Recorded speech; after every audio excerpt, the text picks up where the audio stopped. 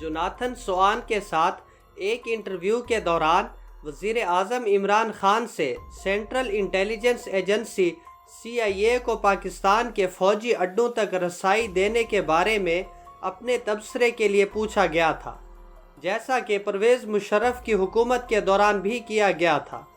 کیا آپ امریکی حکومت کو یہ اجازت دیں گے کہ وہ پاکستان میں یہاں CIA کو القاعدہ، داعش اور طالبان کے خلاف سرحد پار انسداد دہشت گردی مشن چلانے کی اجازت دیں گے؟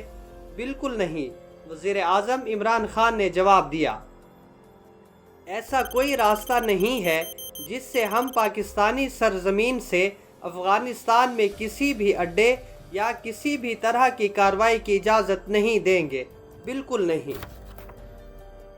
اس کے بعد وزیر اعظم عمران خان نے قومی اسمبلی میں اظہار خیال کرتے ہوئے کہا کہ ہم امریکہ کی جنگ کا حصہ بنے، میں نے مخالفت کی تو مجھے طالبان خان کہا گیا۔ اس وقت فیصلہ یہ ہوا کہ امریکہ بہت ناراض ہے، زخمی ریچھ کا لفظ استعمال کیا گیا۔ وہ کچھ بھی کر سکتا ہے، ہمیں ان کی مدد کرنی چاہیے۔ کوئی قوم کسی اور کی جنگ میں اپنے 70,000 لوگوں کی قربانی دیتی ہے۔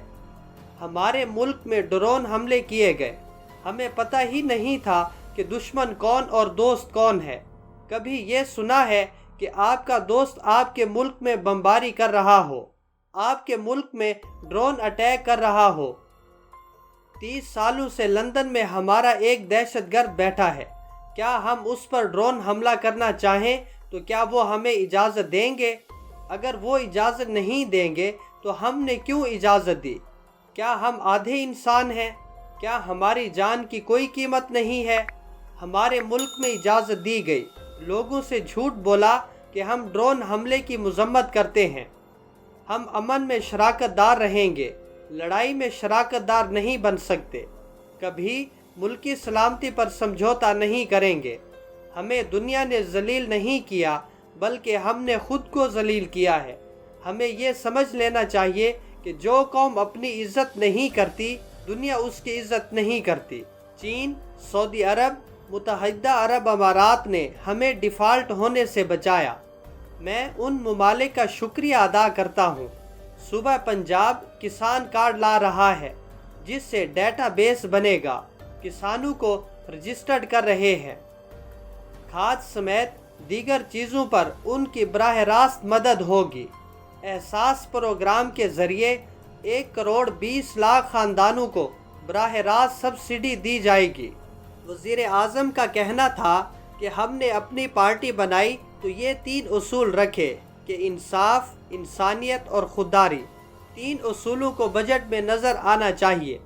میں اپنی معاشی ٹیم کو خراج تحسین پیش کرتا ہوں۔ جب سے ہماری حکومت آئی، جس نے ہماری معاشی ٹیم میں شرکت کی وہ سارے مبارکباد کے مستحق ہیں۔ جب ہماری حکومت آئی تو سب سے بڑا مسئلہ کرنٹ اکاؤنٹ خسارہ تھا۔ ملک میں ڈالرز کتنے آ رہے ہیں اور ملک سے باہر کتنے ڈالر جا رہے ہیں، یہ کرنٹ اکاؤنٹ خسارہ ہے۔ ڈالر کی کمی تھی جس سے ہماری کرنسی خطرے میں تھی۔ ہم سب نئے تھے، ٹیم نئی تھی، تجربہ نہیں تھا۔ اس لیے اپنی ٹیم کو خراج تحسین پیش کرتا ہوں کہ ہم نے معیشت کو مستحکم کرنے کے لیے بڑے قدم اٹھائے۔ کرنسی کی قدر گرنے سے مہنگائی بڑھتی ہے۔ ڈیفالٹ سے بچنے کے لیے حکومت IMF کے پاس جاتی ہے۔ ہم نے پہلے کوشش کی کہ IMF کے پاس نہ جائیں اور کوئی حل نکالیں، لیکن آخر میں ہمیں جانا پڑا۔ IMF کی شرائط مشکل تھی، اس سے عوام کو تکلیف تھی۔ اس چیلنج سے نکل ہی رہے تھے کہ کرونا آ گیا۔ کرونا کا ساری دنیا کی معیشت پر اثر ہوا۔ ایک معیشت جو پہلے مسائل میں تھی اس پر کرونا آ گیا۔ اسد عمر اور ان کی ٹیم کو بھی خراج تحسین پیش کرتا ہوں۔ کرونا سے نمٹنے کے لیے ہر ممکن اقدامات کیے گئے۔ آج ہمارے سارے پاکستانی وہ خوش قسمت قوم ہیں۔ ایران، بھارت، بنگلہ دیش، انڈونیشیا میں جو صورتحال ہے اس کے مقابلے میں اللہ نے ہمیں بچا لیا ہے۔ یہ میرا ایمان ہے کہ ہم اس لیے بھی بچے کہ کہ ہم نے جلدی فیصلہ کیا کہ ہم مکمل لاک ڈاؤن نہیں کریں گے۔ ساری دنیا کا تجربہ ہے کہ لاک ڈاؤن سے غریب پس جاتا ہے۔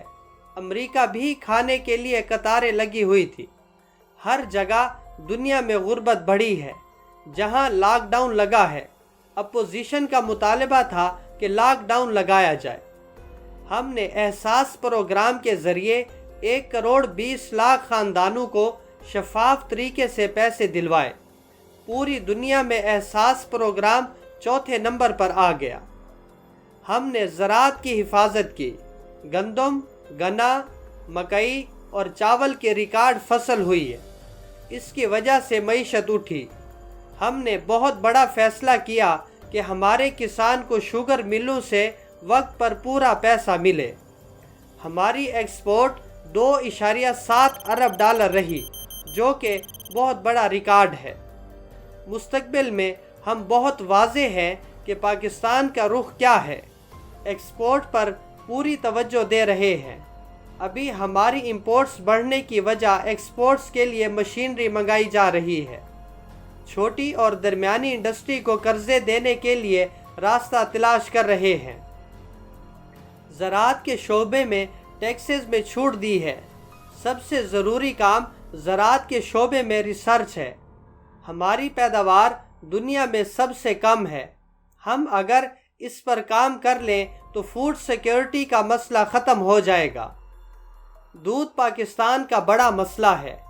دودھ ایسی چیز ہے جو کہ بچوں کے لیے سب سے اہم ہے۔ کھلا دودھ استعمال کے قابل نہیں ہے۔ جب ہم خراب دودھ کو ہٹاتے ہیں تو دودھ مہنگا ہو جاتا ہے۔ یہ مسئلہ 1-2 سالوں میں ختم کر دیا جائے گا۔ پاکستان میں اگر آگے بڑھنا ہے تو ہم ان اصولوں پر واپس جانا چاہیے جس کے مطابق پاکستان بنا۔ سب سے پہلے اس بجٹ پر یہ خوشی ہوئی ہے۔ یہ بجٹ پاکستان کی تاریخ کا سب سے زیادہ پیسہ ہم نے سوشل پروٹیکشن کے لیے دیا ہے۔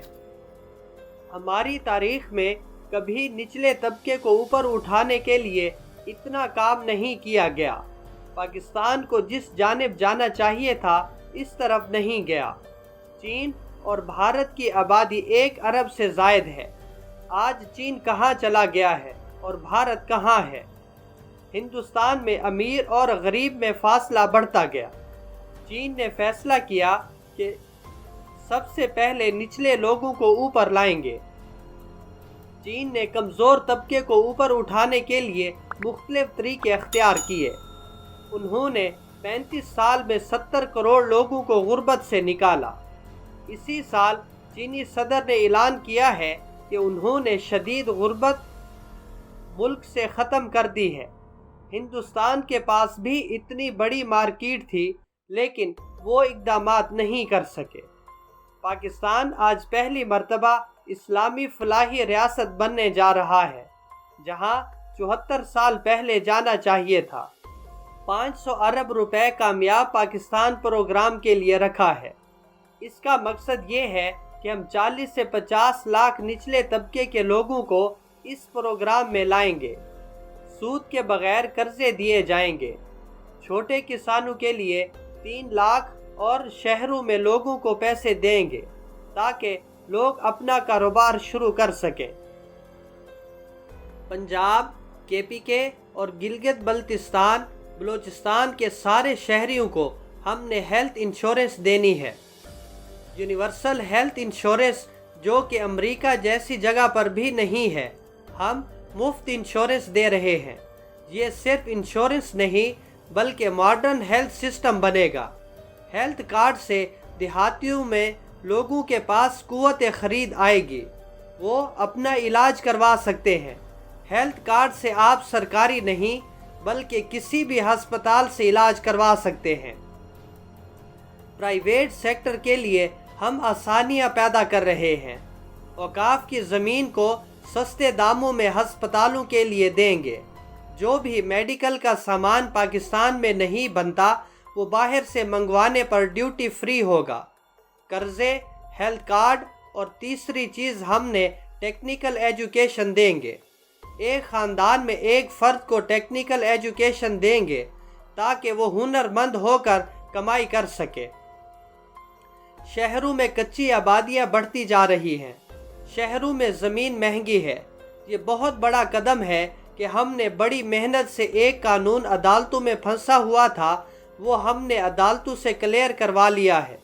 پھر بینکوں کے ساتھ بیٹھے اسٹیٹ بینک کے گورنر بھی بینکوں کو غریب طبقے کو قرضے دینے پر راضی کر رہے ہیں۔ ہمارا پروگرام ہے کہ سستے گھر غریب 40 لاکھ خاندانوں کو دیں گے۔ اگلے مہینے پاکستان کا ڈیٹا بیس مکمل ہو جائے گا۔ ہم سافٹ ویئر بنا رہے ہیں، جتنے بھی کریانہ اور یوٹیلیٹی سٹورز اس میں شامل ہوں گے۔ احساس پروگرام کے ذریعے 1 کروڑ 20 لاکھ خاندانوں کو براہ راست سبسڈی دی جائے گی۔ گھی، آٹا، دالیں، چینی سمیت کھانے کی ضروری اشیاء کسی بھی کریانہ سٹور سے سبسڈائز نرخوں پر لے سکیں گے۔ 90,000 انڈر گریجویٹ اسکالرشپ اپنے غریب طبقے کو دے رہے ہیں۔ ہماری ڈائریکشن فلاحی ریاست کی جانب ہو چکی ہے۔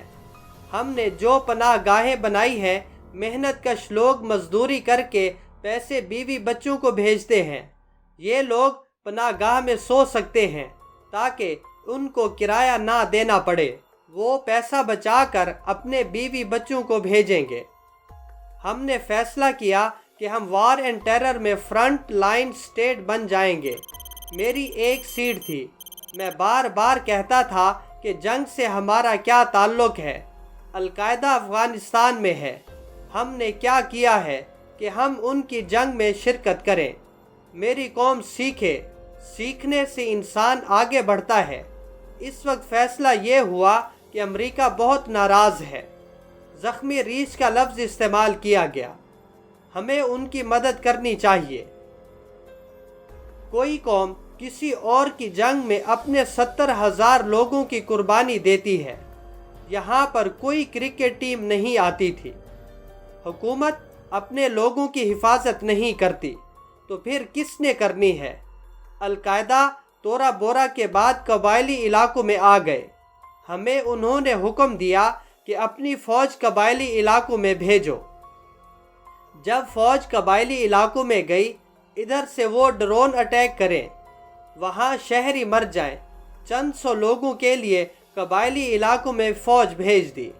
ہمارے قبائلی علاقے کے لوگوں نے نقل مکانی کی۔ جب میں کہتا تھا کہ یہ غلط ہو رہا ہے تو مجھے طالبان خان کہا گیا۔ وہ جو دور تھا ہماری تاریخ کا سب سے سیاہ وقت تھا۔ ہم امن میں شراکت دار رہیں گے، لڑائی میں شراکت دار نہیں بن سکتے۔ کبھی ملک کی سلامتی پر سمجھوتا نہیں کریں گے۔ ہمیں پتہ ہی نہیں تھا کہ دشمن کون اور دوست کون ہے۔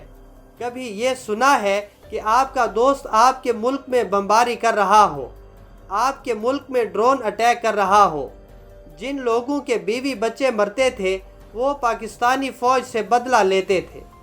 دونوں طرف پاکستانی مر رہے تھے۔ ہمیں یہ سمجھ لینا چاہیے کہ جو قوم اپنی عزت نہیں کرتی، دنیا اس کی عزت نہیں کرتی۔ افغانی ہمارے بھائی ہیں، انہوں نے کبھی بیرونی مداخلت قبول نہیں کی۔ جب امریکہ نے دیکھ لیا کہ کوئی ملٹری حل نہیں ہے، جب اب وہ جا رہے ہیں تو پاکستان کو کہہ رہے ہیں کہ انہیں مذاکرات کے ٹیبل پر لے آئیں۔